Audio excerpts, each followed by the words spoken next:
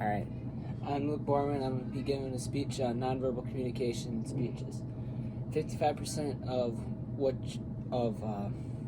what a receiver of a message gets from what you're saying is from nonverbal communication. And that's from the University at Texas Permian Basin. Nonverbal communication obviously is a huge part of what you say in your speeches, and if you have bad nonverbal communication, people aren't going to get as much out of what you're saying.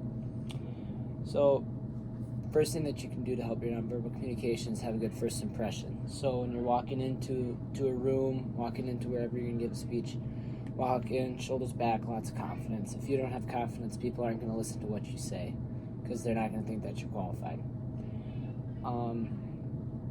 You're going to want to have a loud voice. You don't want to be super timid when you're talking. And another thing that you can do is not make the audience feel so scared to listen to you. So smile and laugh when you need to, and all that good stuff. Don't just be a robot up there. Just kind of be kind of lively and conversational when you're talking. Another thing that helps in nonverbal communication is your hands.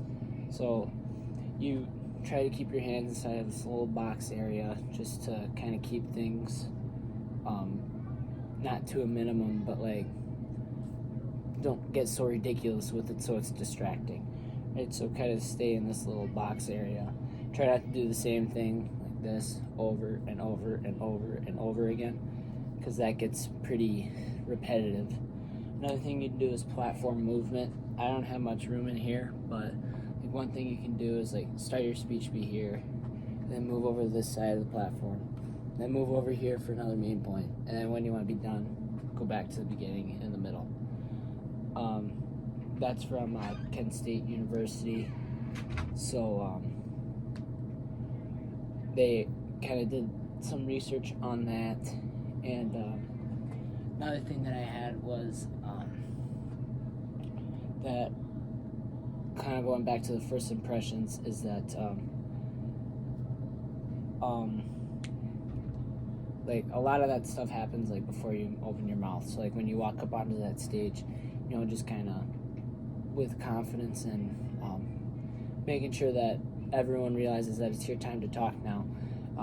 That's from businessinsider.com. So that's kind of another reason why you need to have good nonverbal communication. Another thing when it comes to movement and stuff is to not just be pacing back and forth one after another, because then the audience gets kind of bored and it gets repetitive and they anticipate what you're doing. So kind of to wrap things up, nonverbal communication is very important when you're talking. If you have bad nonverbal communication, people are not going to listen to you, especially when you're giving a speech that you want people to really understand and kind of walk away smarter than when they walked in. So nonverbal communication is just as, if not more important than what you're actually saying in your speech. Thank you.